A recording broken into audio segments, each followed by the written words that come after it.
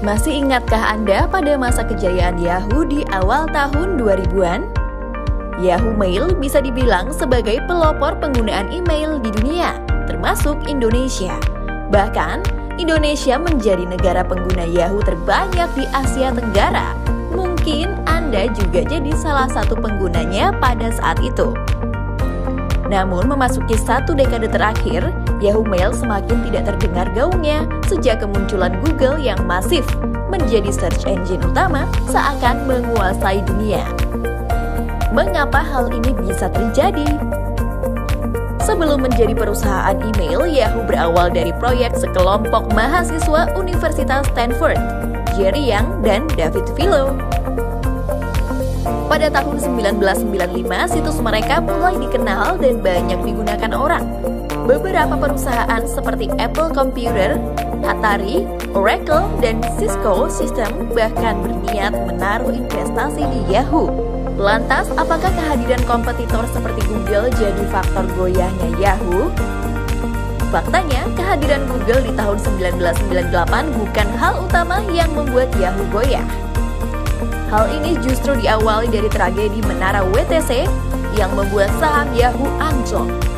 Yahoo pun segera melakukan evaluasi dan memunculkan inovasi lain. Terciptalah Yahoo Messenger di tahun 2005 yang berawal dari akuisisi Yahoo terhadap Flickr. Tahun 2007, Yahoo memiliki masalah internal yang berimbas pada penarikan modal dan memburuknya cash flow perusahaan. Berawal dari masalah internal, Yahoo mulai menarik diri dari persaingan. Di sisi lain, Google justru semakin berkembang pesat. Posisi CEO pun diambil alih oleh Carol Bartz pada tahun 2008. Ia mengambil keputusan untuk tidak mengambil lamaran akuisisi dari Microsoft, yang kemudian dinilai menjadi keputusan terburuk Bartz selama berkarir di Yahoo. Sejak Juli 2012, Marissa Mayer yang sebelumnya bekerja untuk Google mulai memimpin Yahoo. Waktu itu, Mayer berjanji akan kembali merevitalisasi bisnis Yahoo. Namun sayang, 4 tahun berlalu masih tak ada perubahan. Di tahun 2016, Yahoo diakuisisi Verizon seharga 4,83 miliar dolar. Dan di akhir 2019, Yahoo mengumumkan menutup salah satu layanannya, yaitu Yahoo Mail dan Yahoo Messenger. Semua pengguna pun diminta untuk mengarsipkan kontennya pada tahun lalu. Dari cerita ini, mungkin kita perlu berterima kasih sama Yahoo karena telah memperkenalkan kita dengan internet. Namun, kita juga perlu memetik pelajaran tentang ilusi kesuksesan yang mampu meruntuhkan sebuah perusahaan besar yang pernah berjaya pada masanya. Semoga cerita ini bisa jadi insight menarik ya teman Santara.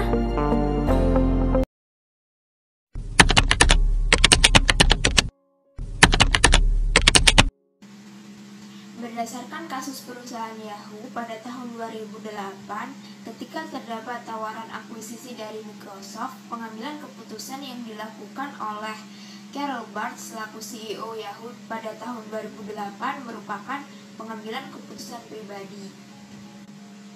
Pada saat itu, Carol mengatakan bahwa akuisisi dari Microsoft hanyalah sebuah opsi, sehingga pada akhirnya Yahoo menolak tawaran tersebut. Menurutnya, nilai perusahaan Yahoo pada saat itu lebih tinggi dari tawaran akuisisi oleh Microsoft yang saat itu bernilai 44,6 miliar US dollar. Tawaran akuisisi dari Microsoft dianggap tidak sebanding dengan brand, audiens, platform investasi, periklanan, dan juga prospek pertumbuhan ke depan perusahaan Yahoo. Nilai itu pun dianggap masih terlalu rendah untuk potensi pendapatan serta arus kas Yahoo. Pengambilan keputusan mengenai akuisisi platform Tumblr sebesar 1,1 miliar US dollar pada Mei 2013 dilakukan oleh Marissa Mayer sebagai CEO Yahoo. Akuisisi ini menjadi harapan bagi Yahoo agar mampu kembali pada masa gemilang. Sayangnya, keputusan Marissa Mayer mengakuisisi Tumblr jadi salah akibat Yahoo tidak mampu mengelola dan mengembangkan Tumblr secara benar. Tumblr tidak mengalami kenaikan pengguna justru mengalami penurunan pengguna setelah diakuisisi oleh Yahoo. Keberadaan Yahoo semakin diperburuk dengan adanya peretasan yang membahayakan lebih dari 500 juta pengguna pada tahun 2014 yang kemudian baru diungkapkan pada akhir 2016. Peretasan kembali terjadi beberapa minggu setelahnya sehingga jumlah total akun yang terkena imbas meningkat menjadi 1 miliar akun. Tentu saja hal ini berpengaruh terhadap turunnya jumlah pengguna aktif Yahoo. Keadaan tersebut membuat Marissa Mayer harus kembali mengambil keputusan yakni melepaskan Yahoo kepada Verizon pada tahun 2019 dengan harga sejumlah 4,83 miliar US dollar, 10 kali lipat lebih kecil di bawah Microsoft yang awalnya sempat menawarkan untuk mengakuisisi Yahoo sebesar 44,6 miliar US dollar setelah sebelumnya Yahoo mengalami kerugian sebesar 4,4 miliar US dollar tahun 2018.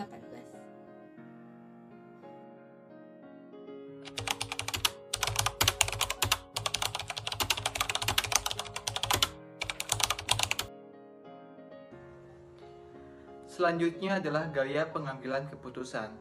Carol Birch, CEO Yahoo tahun 2008, mengambil keputusan dengan gaya direktif, yakni pengambilan keputusan yang berorientasi pada tindakan yang berfokus pada fakta. Pada saat Microsoft ingin mengakuisisi Yahoo seharga 44,6 miliar US dollar, Birch menolaknya. Menurut Birch, nilai perusahaan Yahoo lebih tinggi dari tawaran Microsoft kala itu. Namun, setelah menolak tawaran dari Microsoft, karir Yahoo masih belum mengalami peningkatan. Lalu akhirnya, tahun 2016 Yahoo diakuisisi oleh Verizon seharga 4,83 miliar US dollar. Sangat jauh dengan harga yang ditawarkan oleh Microsoft kala itu. Yang kemudian, keputusan Carol Birch dalam menolak akuisisi Microsoft dinilai menjadi keputusan terburuk Carol Birch selama berkarir di Yahoo. Gaya pengambilan keputusan yang sama juga dimiliki oleh Marissa Mayer, di mana Marissa mengambil keputusan cepat dalam mengakuisisi Tumblr sebesar 1,1 miliar US dollar. Sayangnya, tanpa memperhatikan prediksi tren penggunaan Tumblr serta pro dan kontra dalam keputusan ini. Mengingat dengan mengakuisisi Tumblr, keuangan perusahaan yang genting akan tersisa sedikit dan dikhawatirkan tidak mampu mencukupi operasional Yahoo.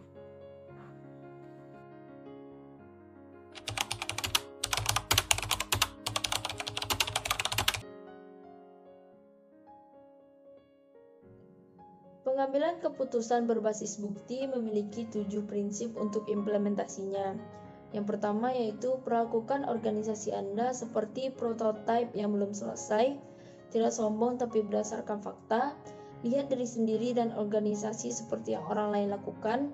Manajemen berbasis bukti tidak hanya untuk eksekutif senior, tetap harus menjualnya seperti yang lain, memperlambat penyebaran praktik buruk apabila semuanya gagal, dan menganalisis apa yang terjadi ketika gagal. Dari 7 prinsip implementasi tersebut, Yahoo tidak menerapkan salah satunya, yaitu tidak sombong dan berdasarkan fakta.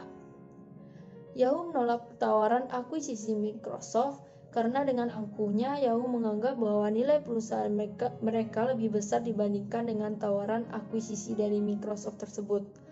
Tawaran tersebut dianggap tidak sebanding dengan brand, audiens, platform investasi periklanan, dan prospek pertumbuhan ke depan. Namun pada akhirnya, Yahoo diakuisisi dengan tawaran yang jauh lebih rendah dibandingkan tawaran akuisisi Microsoft, yaitu oleh Verizon. Adanya kasus ini seharusnya menjadi peringatan bagi CEO selanjutnya untuk mempertimbangkan secara berulang sebelum mengambil langkah. Sayangnya hal tersebut tidak dijadikan sebagai bahan evaluasi dan menganalisis apa yang terjadi jika terjadi kegagalan bagi Marissa Mayer. Berbagai keputusan yang cukup kontroversial diambil oleh Marissa Mayer dan mencapai kerugian yang lebih besar.